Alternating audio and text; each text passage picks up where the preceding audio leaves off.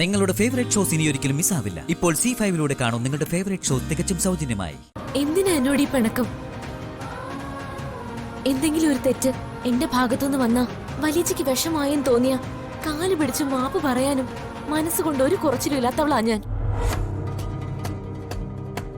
സത്യമാ ഞാൻ പറഞ്ഞത്. പെറ്റമ്മയെ കണ്ട ഓർമ്മ എനിക്കിതുവരെ ഇല്ല. സുഭദ്രേച്ചിയാ നമ്മളെ വളർത്തിയത്. അമ്മയെല്ലാം അറിഞ്ഞിട്ടും ഒരമ്മയുടെ വാത്സല്യം കിട്ടാനുള്ള കൊതി കൊണ്ടാ സുഭദ്രേച്ചിയെ നമ്മള് സുഭദ്രാമയെന്ന് വിളിച്ചത്.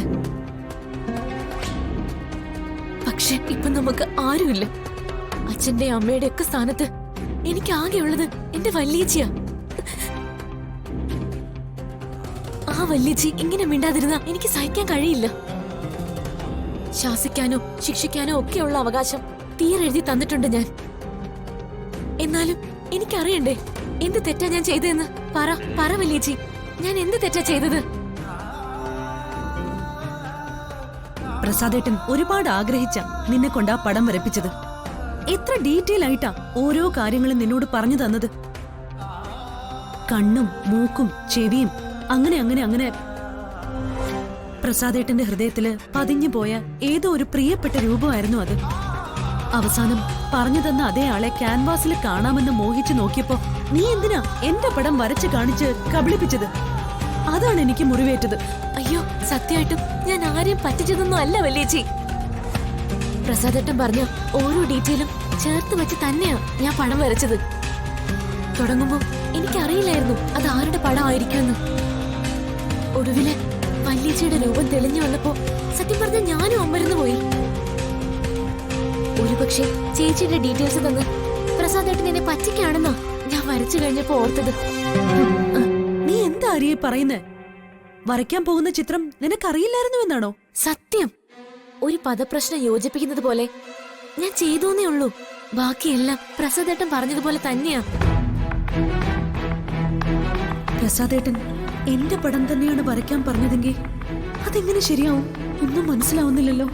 വല്യേച്ചിക്ക് അറിയാലോ, പ്രസാദേട്ടൻ എനിക്ക് സ്വന്തം വല്യേട്ടനെ പോലെയാ. അദ്ദേഹത്തെ കളിയാക്കാനോ കബളിപ്പിക്കാനോ ഞാൻ എന്തെങ്കിലും ചെയ്യോ? ഒരിക്കലും ഇല്ല. ഇതിലെന്തോ കാര്യമുണ്ട്. ചിലപ്പോ കുറച്ചു കാലം കഴിയുമ്പോഴേ ആ മാജിക്കിന്റെ രഹസ്യം തെളിഞ്ഞു വരുള്ളായിരിക്കും. അതുവരെ വല്യേച്ചി എന്നെ അവിശ്വസിക്കരുത്. ഞാൻ ഒരു തെറ്റും ചെയ്തിട്ടില്ല ഇതില്. സാരമില്ല, നീ പോയി കിടന്നോ. എനിക്ക് നിന്നോട് ഒരു പ്രശ്നവും ഇല്ല.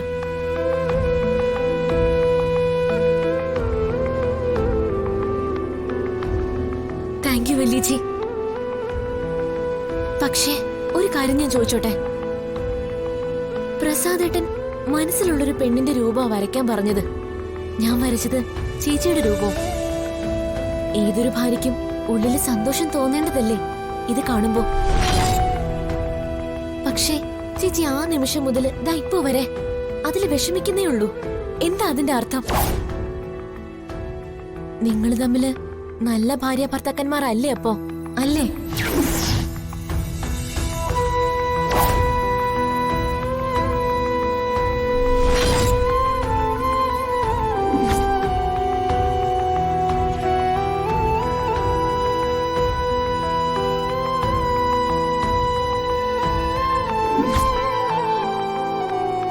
ഡൗൺലോഡ് ചെയ്യൂ C5 ആപ്പ്. കാണൂ എല്ലാ എപ്പിസോഡുകളും സൗജന്യമായി.